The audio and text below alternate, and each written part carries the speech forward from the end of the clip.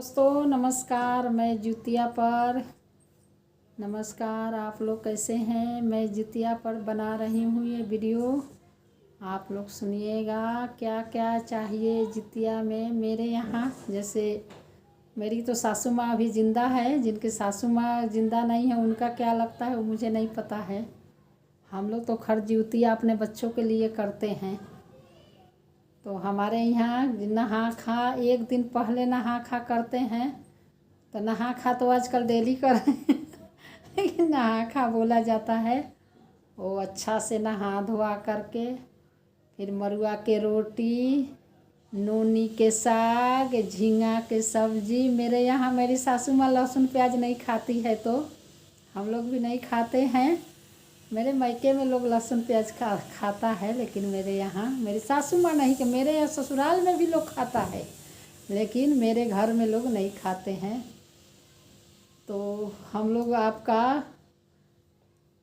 मरुआ के आटा, नोनी के साग, झींगा के सब्जी, और हमारे यहाँ वो जो मटर होता है सुगवा मटर जो बोलते हैं, खूब टाइट टाइट होता है, काला काला छोटा छोटा, उसी को नहा खा के दिन हम लोग उसको पानी में डाल देते हैं। पानी में डाल करके वो पूरा वो ये हो जाता है, फूल जाता है। उसके बाद जितिया के दिन उसको हम लोग मोटा कपड़ा में बांध देते हैं और बांध करके रख देते हैं। अंकुरित होना चाहिए, फिर वो अंकुरित हो जाता है तो जवा उसको बोलते हैं हमारे यहाँ। तो पहले हम लोग गाय के दूध मुंह में डालते हैं सुबह में। उसके बाद में वो जवा, जितने बच्चे हैं तो मेरे ससुराल में तो लोग बेटा जितना है उतना ही लोग जवा घोटते हैं, लेकिन मैं तो मेरे 3 बच्चे हैं तो एक बच्चे पर 5 करके मैं जवा घोटती हूँ। क्योंकि बेटी पे मुसीबत नहीं आती है, बेटी पर भी मुसीबत आती है। जब एक बेटी माँ बनती है उस टाइम में बेटी पर कितना बड़ा उसका नया जन्म होता है, तो बेटी पर भी मुसीबत आती है। तो सबके अपने अपने घर का चलन है, पता नहीं किनके घर में बेटा पर जितिया करते हैं, किनके घर में बेटी पर जितिया करते हैं, अपना अपना घर का नियम रहता है। लेकिन मेरी माँ जो थी, हम लोग 3 बहन थे, मेरी माँ मेरी दीदी लोग हुई थी तब ये जितिया उठा ली थी।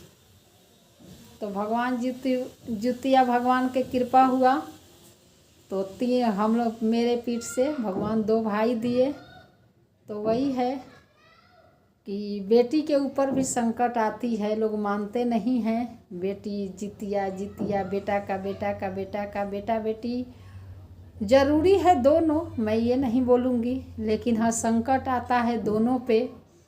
तो हर माँ लोग से मेरा यही निवेदन रहेगा कि आप लोग बेटा बेटी दोनों के लिए जितिया कीजिए। बाकी आप लोग का अपना घर का चलन, क्योंकि मैं तो ज़्यादा आप लोग को ये नहीं ज़बरदस्ती में नहीं करूँगी, क्योंकि आपके घर में बड़े बुजुर्ग जो भी हैं उनसे अपना राय लीजिएगा।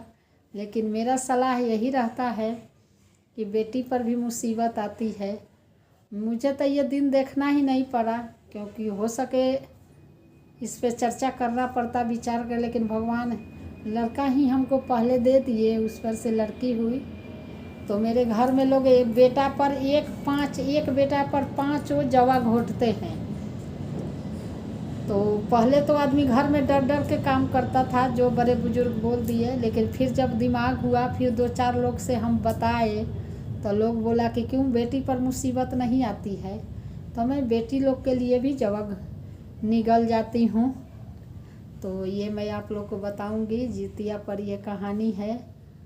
नमस्कार दोस्तों, नमस्कार।